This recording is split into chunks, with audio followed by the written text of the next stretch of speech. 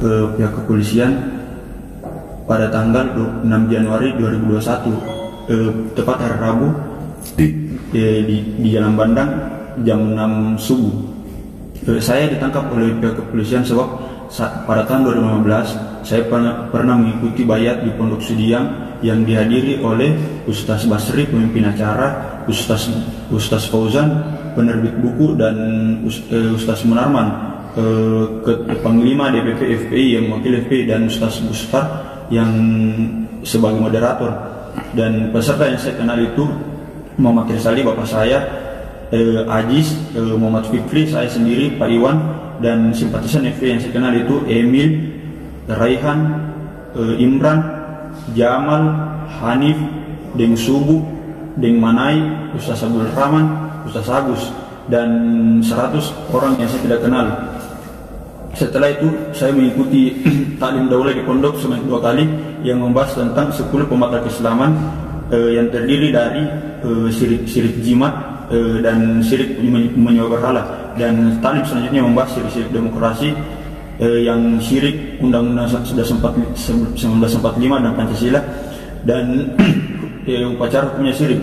Jadi 2014 saya bergabung DPI, 2015 saya mengikuti tabligh akbar di Sungai Limboto, Madar, yang dimana pengisi ceramah tersebut ada Ustaz Munarman, Ustaz Kosong Langsori, dan Ustaz Basri, dan beberapa anggota FPI termasuk juga Ustaz Abu Salim, Palim Abdul Rahman, Habib Muksin, Bang Yos, Abu Amal, Akbar,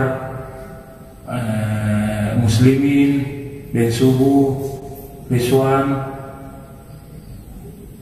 Ipul, Mahal Mukarram, Wawan, dan saya sendiri sama Pak Saldi. Ya, jadi di situ ada bayat, tapi saya pada saat itu ada di belakang, tidak perhatikan bahwa ada bayat, jadi saya tidak mengikuti bayat di Sungai Limboto. Nah, berikutnya hari Ahad diundang ke Pondok Ustaz Basri, tapi kebetulan saya ada kerjaan, jadi saya tidak mengikuti, tidak hadir di hari Ahad tersebut, hari Minggu Akbar. Saya hadir di taklim rutin hari Selasa malam. Di situ saya bayat dipimpin oleh Ustaz Basri, karena Ustaz Basri menyampaikan yang tidak berbayat di hari Ahad bisa berbayat di hari ini malam. Yang saya awal mula ke Pondok Ustaz Basri, jadi belum ada yang saya kenal. Tapi kalau anggota PI ada Ustaz Abu Salim, Palim Abdul Rahman,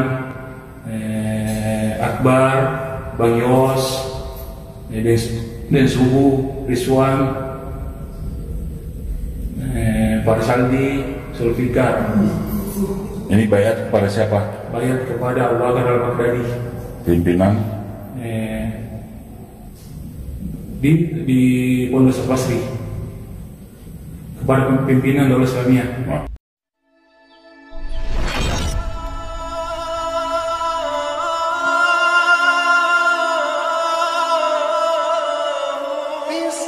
Menentukan langkah aksi bela Islam ketiga. Takbir! Kita sudah putuskan aksi bela Islam ketiga akan tetap kita lanjutkan. Kalau si kutil babi tidak ditangkap. Ustaz Haji Munarman sudah siap? Siap mendengarkan semua? Siap mendengarkan semua? Kalau tiba-tiba beliau perintahin itu siap? Nggak apa, nggak ada perintah, tenang aja, nggak apa-apa ya. Oke, Ustaz Haji Munarman kita dengarkan, ya. Silakan. Sini boleh situ.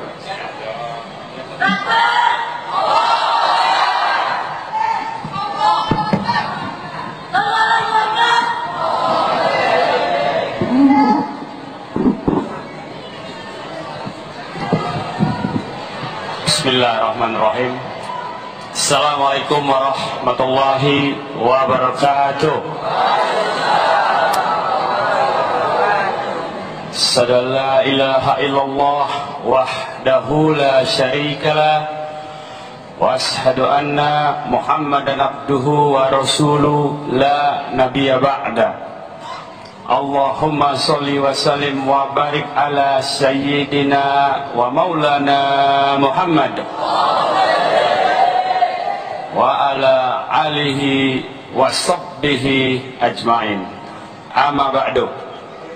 Takbir, takbir, takbir. Saudara-saudaraku yang dimuliakan oleh Allah Subhanahu wa Ta'ala, malam ini kita berkumpul di Masjid Al-Furqan di Kramat. Ini masjid perjuangan, ya. Dari sejak dulu setahu saya ini masjid menghasilkan para syuhada. Kita doakan pada malam ini insya Allah lahir para syuhada berikutnya yang siap mengorbankan nyawanya untuk kemenangan Islam. Takbir! Saudara-saudara sekalian, sebagaimana kita ketahui, selama 70 tahun lebih umat Islam di Indonesia ini selalu menjadi tukang dorong mobil kalau mobil mogok. Begitu mobilnya hidup, umat Islam selalu ditinggal.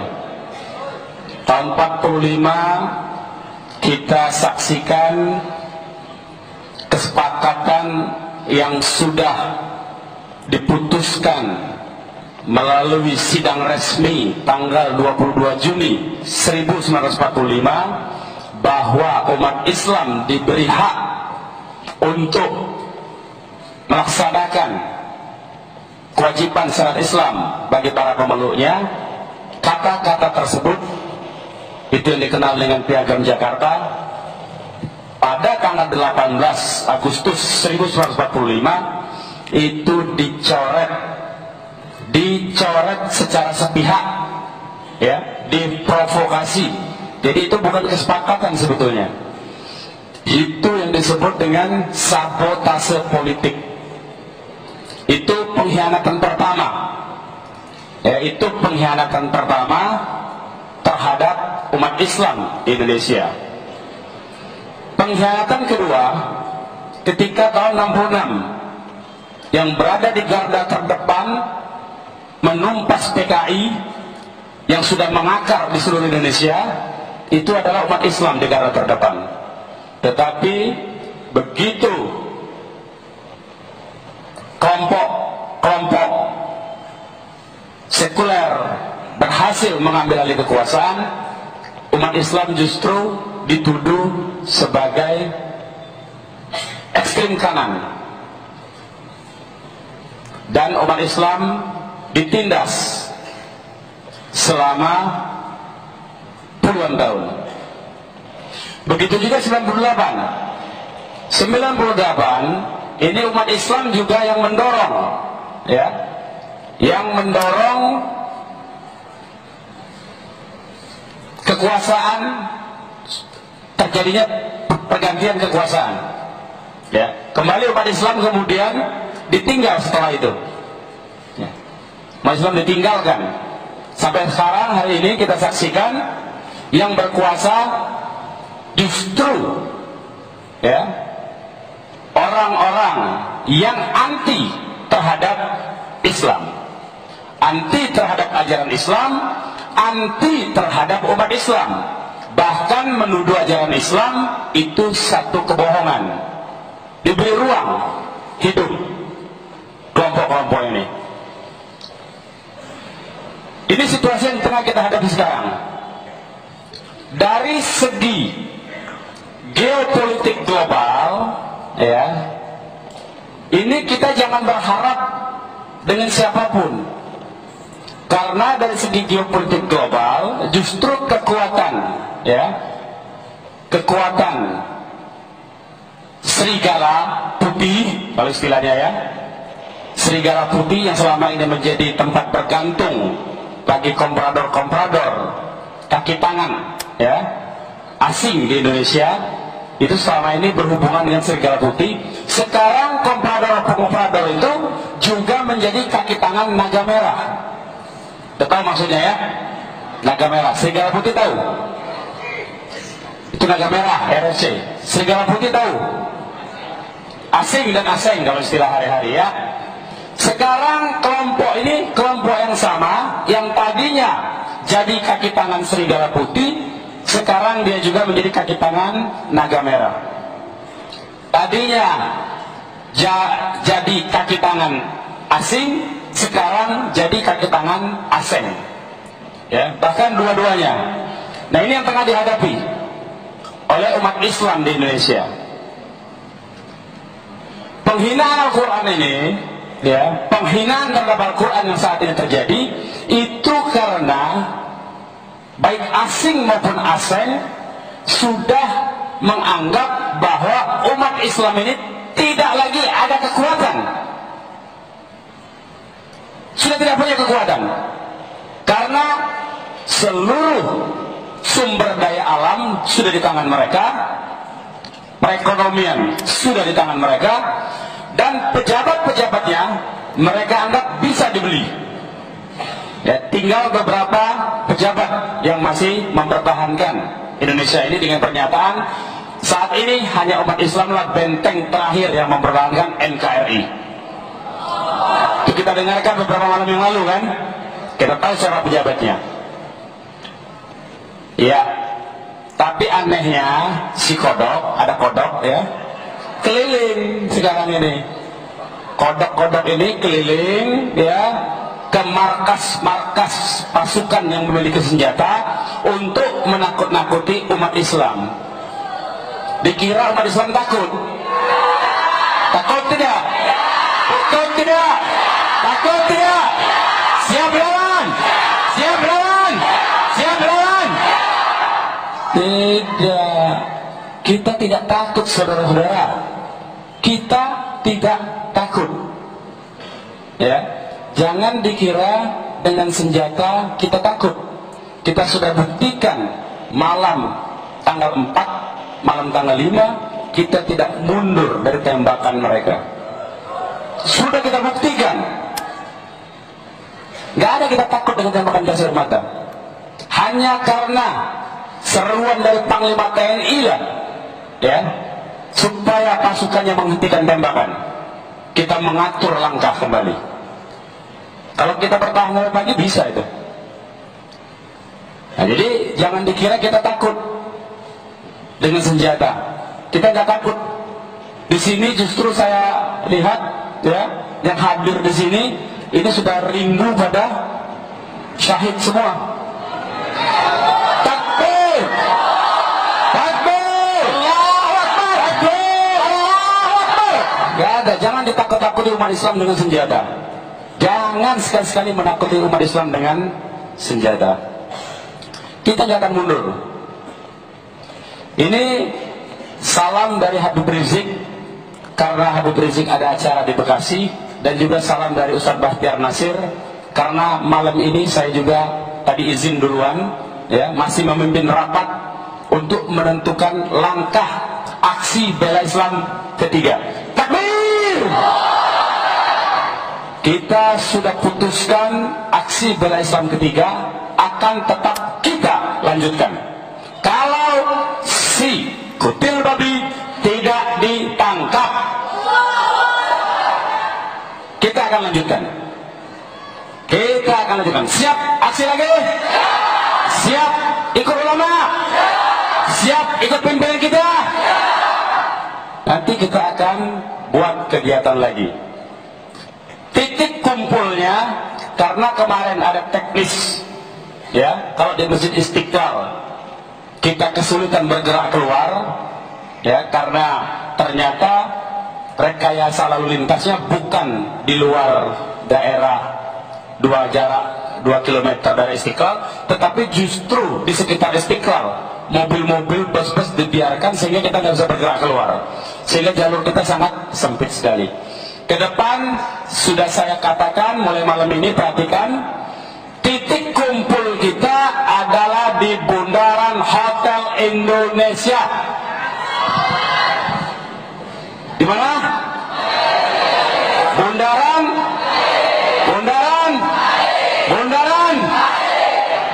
Jadi kita akan kumpul di Bundaran HI. Ya. Kegiatan kita akan dimulai di Bundaran HI. Bagaimana rencana selanjutnya? Ya, kita long march kemana? Kita akan menuju kemana? Ya, itu dan kapan kita akan lakukan itu? Tunggu tanggal mainnya. Siap menunggu komando ulama? Siap menunggu komando para pimpinan kita? Siap menunggu komando dari para kiai? Siap menunggu komando dari habaib? Takbir! Jadi sekali lagi kita akan bersiap, ya. Waktunya mungkin tidak lama dan kita akan persiapkan logistik kita dengan lebih rapi lagi, ya. Teknisnya pengumuman berikutnya akan kita lanjutkan, akan kita umumkan nanti lebih kurang dalam waktu seminggu ke depan. Ya, seminggu ke depan kita akan umumkan. Karena apa? Karena mereka juga saat ini sedang siap-siap. Tanggal 19 ada informasi dari pihak istana itu akan membuat demo tandingan katanya. Ya. Katanya tanggal 19, ya, kita lihat berapa ekor yang akan datang, ya, kita lihat berapa ekor yang akan datang, ya. Jadi kalau ada undangan di luar dari GNPF, di luar dari ulama, di luar dari kiai, di luar dari habaib, nggak usah diikuti.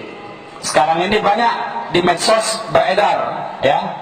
Beredar bahwa sudah ada undangan, tapi itu belum keputusan dari para ulama, dari para habaib, dari para kiai kita sebagai pimpinan dari Gerakan Nasional Pengawal Fatwa MUI. Dan kita juga ini istana lagi sibuk sekarang melobi ke sana kemari ke ormas-ormas yang ada.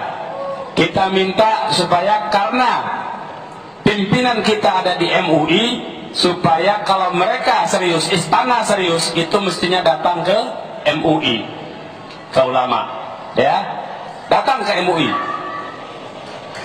Jangan sampai Ustaz Baktiar Nasir sudah selesai. Takbir, takbir, takbir.